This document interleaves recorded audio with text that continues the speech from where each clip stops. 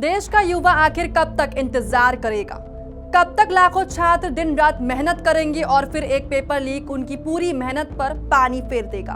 कब तक माता पिता अपनी जमा पूंजी कोचिंग किताबों और किराए पर खर्च करेंगे और फिर सुनेंगे कि परीक्षा रद्द हो गई? क्या जो छात्र हैं वो इसीलिए तैयारी करते हैं, इसीलिए मेहनत करते हैं ताकि एक दिन जब सुबह उठें तो उन्हें पता चले कि नीट पेपर लीक रद्द हो गया, या ये जो परीक्षाएं हैं वो रद्द हो गई सिर्फ किस वजह से? पेपर लीक की वजह से, सिस्टम की खामियों की वजह से। नीट हो, सीयूईटी हो, एसएससीजीडी परीक्षा हो या फिर दूसरी प्रतियोगी परीक्षाएं हो, पिछले कुछ सालों की बात की जाए तो पेपर लीक और परीक्षा विवादों ने लाखों युवाओं के मन पर एक सवाल खड़ा कर दिया है, लोगों की जान तक ले ली है। क्या इस देश में मेहनत करने वाले छात्र के भविष्य की कोई गारंटी है? और शायद यही वजह है कि जिस पार्टी का कुछ दिन पहले तक कोई नाम नहीं जानता था, कोई पहचानता नहीं था, जिसे लोग सोशल मीडिया का एक ट्रेंड या इंटरनेट सेंसेशन समझ रहे थे, आज उसी पार्टी के एक आह्वान पर हजारों युवा, हजारों छात्रों दिल्ली के जंतर मंतर पर पहुंचे। हाथों में किताबें थी, तिरंगा था और दिल में एक सवाल था, और वो सवाल ये कि आखिर छात्रों के भविष्य का जिम्मेदार कौन है। स्वागत है आप सभी का अनकोट मीडिया में। मैं हूं आपके साथ साक्षी मिश्रा। आज बात करेंगे कॉकरोच जनता पार्टी यानी सीजेपी की। हम जानेंगे कि आखिर ये पार्टी बनी कैसे, इसका मकसद क्या है, इसे बनाने वाले अभिजीत दिप्के कौन है और आखिर क्यों हजारों युवा केंद्रीय शिक्षा मंत्री धर्मेंद्र प्रधान के इस्तीफे की मांग कर रहे हैं। साथ ही अभी तक सरकार ने इस पर क्या एक्शन लिया है। लेकिन इस कहानी को समझने से पहले ये समझना बेहद जरूरी है कि आखिर वो दर्द क्या है जिसने हजारों छात्रों को सड़क पर उतरने के लिए मजबूर कर दिया, जिसने छात्रों को अपनी जान लेने के लिए मजबूर कर दिया। सालों की मेहनत, हजारों घंटे की पढ़ाई, दोस्तों से दूरी, त्योहारों की कुर्बानी और एक सपना कि एक दिन परीक्षा पास करके जिंदगी बदल जाएगी, अपने सपनों को पंख दे पाएंगे। लेकिन जरा आप लोग सोचिए, अगर परीक्षा से पहले ही पेपर बाजार में बिक जाए, अगर परीक्षा के बाद लीक का आरोप लग जाए, अगर भर्ती प्रक्रिया पर सवाल उठ जाए या परीक्षा रद्द हो जाए, तो उस छात्र पर क्या गुजरती होगी जिसने अपनी पूरी जिंदगी उसी एक परीक्षा पर लगा दी थी। जरा उन माता पिता के बारे में भी सोचिए जो गांव से बच्चों को शहर भेजते हैं, कोचिंग की फीस भरते हैं, किराया देते हैं, खर्चा उठाते हैं, खुद मुश्किलों में रहकर बच्चों के सपनों को जिंदा रखते हैं। जब बार बार परीक्षाओं पर सवाल उठते हैं तो गुस्सा जायज है। तो गुस्सा सिर्फ छात्रों में नहीं, पूरे परिवार, इस देश के समाज में पैदा होता है, और यही गुस्सा अब सड़कों पर दिखाई देने लगा है। दिल्ली के जंतर मंतर पर कॉकरोच जनता पार्टी का पहला बड़ा प्रोटेस्ट हुआ, जिस आंदोलन की शुरुआत सोशल मीडिया पर हुई थी, वह कुछ ही दिनों में दिल्ली की सड़कों तक पहुंच गया। इस प्रदर्शन का नेतृत्व करने के लिए पार्टी के फाउंडर अभिजीत दिप्के अमेरिका से दिल्ली पहुंचे। उनके पहुंचते ही सोशल मीडिया पर हैशटैग कॉकरोच जनता पार्टी और हैशटैग अभिजीत दिप्के ट्रेंड करने लगा।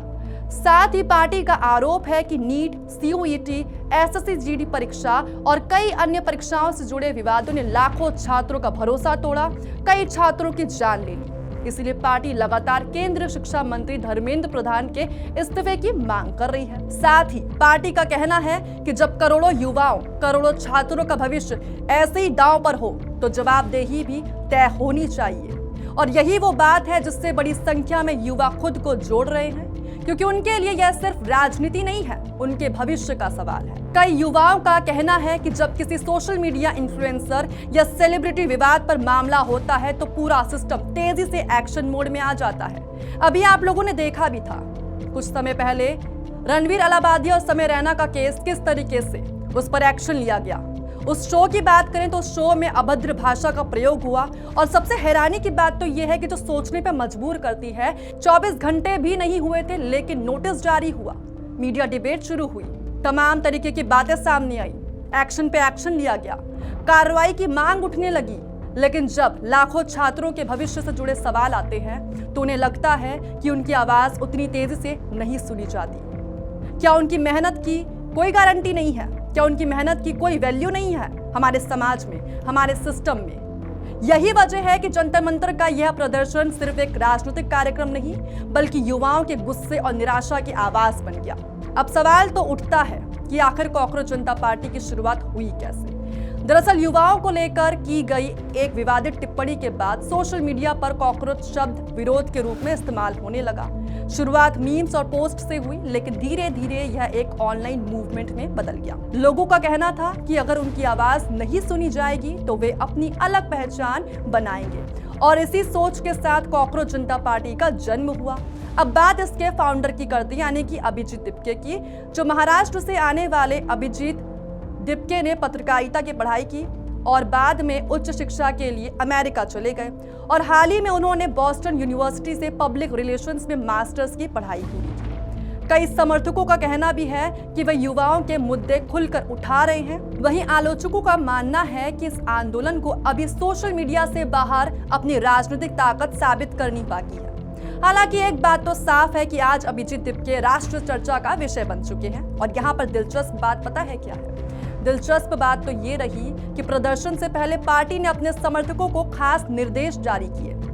किताब लेकर आने को कहा गया, तिरंगा साथ रखने को कहा गया, हिंसा से दूर रहने की अपील भी की गई, और यहाँ तक कि ये भी कहा गया कि पुलिसकर्मियों को फूल देकर उनका सम्मान किया जाए, जो देखने को भी मिला इस प्रदर्शन में। साथ ही अभिजीत दिपके ने भी कहा कि आंदोलन संविधान, शांति और लोकतांत्रिक तरीके से आगे बढ़ाया जाएगा। इसी बीच एक और जरूरी घटनाक्रम सामने आया। अब बात करते हैं सरकार ने इस पर अभी क्या एक्शन लिया है।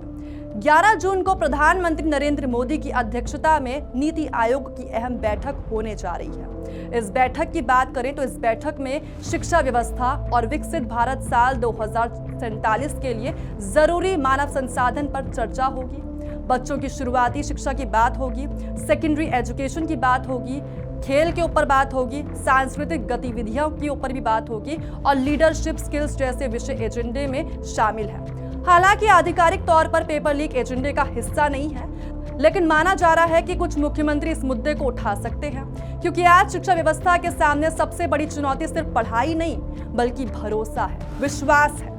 भरोसा की मेहनत करने वाले जो छात्र हैं उनके साथ न्याय होगा कि नहीं। भरोसा की परीक्षा का पेपर परीक्षा हॉल से पहले बाजार में नहीं पहुंचेगा, और भरोसा की युवाओं का भविष्य किसी लापरवाही या भ्रष्ट व्यवस्था की भेंट नहीं चढ़ेगा।